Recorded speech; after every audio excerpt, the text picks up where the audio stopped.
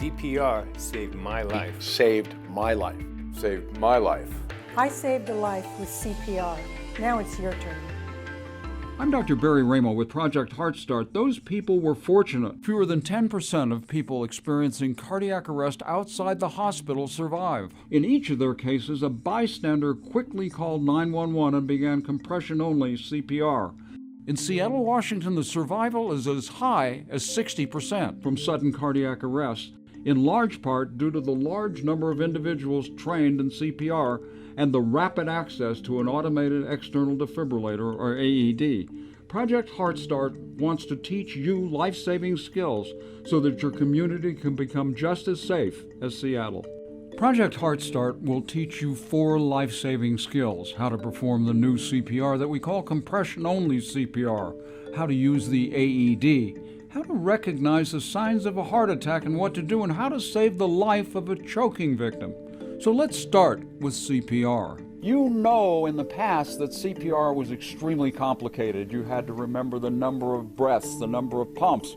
Well, now everything has changed, and we're going to show you how to do the new CPR. And this new CPR requires just 2 things. When somebody suddenly collapses, the first thing you do is call 911. Then you begin chest compressions hard and fast. When someone suddenly collapses in front of you, first you have to establish that they're unconscious. You do that by shaking and shouting. Can you hear me? Can you hear me?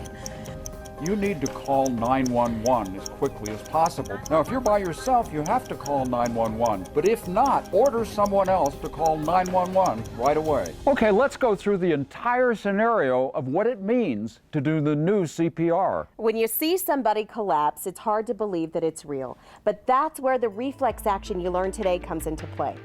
In that reenactment, we showed you the 2 elements of the new CPR after you've established the victim is unresponsive. First, calling 911, staying on the line, and following their directions. And now compression-only CPR, hard and fast in the center of the chest, and no rescue breathing. As you come up to the person who's down, come up from the side, look for signs of life, shake and shout, "Are you awake? Can you hear me?" Now you can assume the patient has had a cardiac arrest, so place the heel of your hand on the center of the chest and the other on top. Lock your elbows. And using his body's weight, he compresses the chest hard and fast, 2 inches deep, 100 times a minute, to the beat of Staying Alive. Ba, ba, ba, ba, staying alive. The clicking of the mannequin indicates that I'm doing proper compressions, that I am compressing the chest to 2 inches. As you compress the chest, let it recoil all the way up. Remember, keep your elbows locked, your shoulders over your palms, and let your body weight compress the chest. Do not stop CPR. Continue compressions until paramedics have arrived. Now, we know that there's always going to be a delay between the time that you call 911 and when the paramedics arrive. And during that time, you have to keep pumping. When you do compressions, you're keeping the circulation going to the vital organs, but saving a life can only happen when you use an AED. Because unless you shock the heart back to a normal rhythm, the victim won't survive. Here's a story of Nicholas, who one day in school suddenly collapsed. I said that I feel weird, and then I went out. Nicholas wouldn't remember because while at school he had a sudden cardiac arrest and his teacher, Mary Ann Evans, was first on the scene. 2 kids came in running and said, there's an emergency next door, we need you. Didn't have a pulse, could not get a pulse. Put my cheek down next to him, couldn't feel any kind of breathing, and I went straight to the compressions. After 5 minutes of compression, a second teacher brought in the AED and shocked his heart back to a normal rhythm, restoring his circulation. This is what happens when a sudden cardiac arrest occurs. The regular beat is suddenly changed to a deadly rhythm called ventricular fibrillation, causing it to stop pumping. Here, when an electric shock is applied, the rhythm goes back to normal and the heart resumes pumping. The teacher used an AED to shock Nicholas's heart, restoring his rhythm and saving his life. Now let's look at how that AED works. This is what an AED looks like, and if there's one around, go ahead and use it, even if you've never been trained. You open the case, and sometimes the AED goes on automatically, but in this case, you push the green button and let the AED do the talking. Apply pads to patient's bare chest. Plug in pads connector next to flashing light. Analyzing heart rhythm. Do not touch the patient. Shock advised. Charging. Stay clear of patient. Deliver shock now. Press the orange button now. Shock delivered. You must immediately restart compressions and continue till the paramedics arrive or the victim awakens. The AEDs should be in every public place. Now, if you work in a place that does not have one, make sure that they get one and employees are trained on them. Know where it's kept and be ready, because you can never tell when a cardiac arrest will happen. Talk to your boss, or if you're the boss, buy one and get trained. The AED should be as common as a fire extinguisher. Marissa, there are many possible causes for a cardiac arrest, but one of the most common causes is a heart attack. Often people don't recognize the fact that if you delay, there's a good chance you'll never make it to the hospital. We estimate that about 50% of the people who have heart attacks die before they get to the hospital. Here's what happens when a heart attack occurs. You see the coronary arteries. These arteries carry oxygen-rich blood to the heart muscle. When there is coronary artery disease, this yellow fatty plaque builds up in the artery. When a heart attack happens, the plaque swells and, like a pimple, suddenly ruptures, causing a blood clot to form and totally stopping blood flow to a portion of the heart. It's this dark area of dying muscle that can trigger a cardiac arrest, or if the victim survives, leave them with severe heart failure. That's why it's so important to get quickly to the hospital so doctors can open the blocked artery and prevent serious heart damage.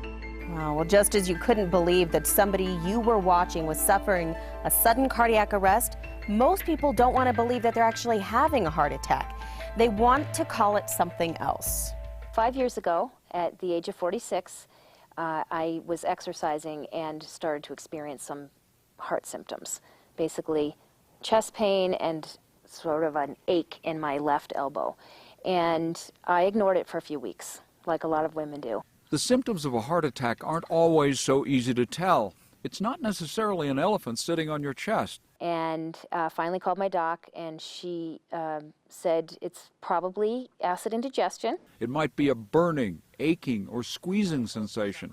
Sometimes it feels like indigestion. Sometimes you don't have pain at all, but rather a feeling of severe shortness of breath and sweating. Judith was having symptoms warning of a heart attack. If you or a family member experience the sudden onset of chest discomfort or severe shortness of breath that lasts for more than 10 or 20 minutes, do not mess around and don't call it indigestion. Minutes count, and if you delay, you could be one of the 50% who don't make it to the hospital. Call 911 and take 2 aspirin.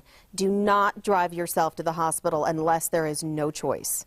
If you call 911, you are summoning a coronary care unit. That means that if you or someone you called the rescue for develops a cardiac arrest, that heart rhythm can be converted back to normal by the paramedics in just seconds. Well, now you've learned the life-saving technique of hands-only CPR, and you've learned what to do if you or someone else thinks they're having a heart attack. But now we're going to teach you one other important life-saving technique, and that's how to deal with a choking victim. Your airway can become blocked for a number of reasons, but the most common cause is choking on food or some sort of foreign body. Sudden airway obstruction from any cause can be a life-threatening emergency. Now, if your airway is completely blocked, you're not going to be able to make any sound at all. So that means that you should quickly apply a chest thrust called the Heimlich maneuver. Here's how it's done. A person with an obstructed airway can't talk or even cough. Ask them if they can breathe. If they can't, wrap your arms around their upper waist, placing the fist of your hand under their breastbone. Then thrust upward and inward repeatedly until the food or the object is dislodged. If this doesn't work, begin CPR and call 911. Well, congratulations. You've just completed a crash course in saving a life. The information you learn today is not only going to change your life, but changes many other people's lives in the future. If you want to learn more about CPR, I'd suggest you take a 4-hour course. That'll teach you about dealing with infant problems and drowning victims. You can also purchase a kit for your friends and family to practice on. We also want you to keep in mind that doing nothing when somebody collapses and is unresponsive is simply not an option. You've got to act quickly. Call 911 and begin CPR. And remember that you can always ask if there's an AED available. And thanks so much to all our volunteers who came out here to help make New Mexico a healthier place. Especially to Project Heart Start. It was so successful. And a special thank you to our main sponsor, the New Mexico Heart Institute Foundation, also to all of our other sponsors who made this day possible. And of course, thanks to KOAT TV, whose commitment to good health for our state is unending and enduring. And for you, have a very healthy day.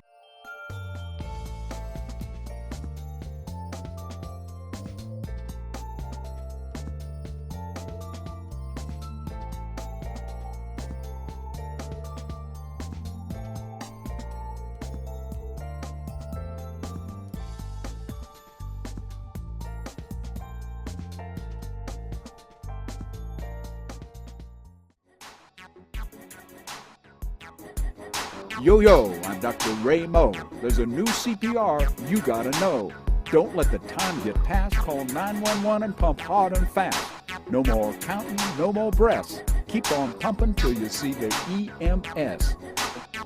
Call 911, 911, call 911. So when someone goes down, don't mess around. Call 911 and pump hard and fast.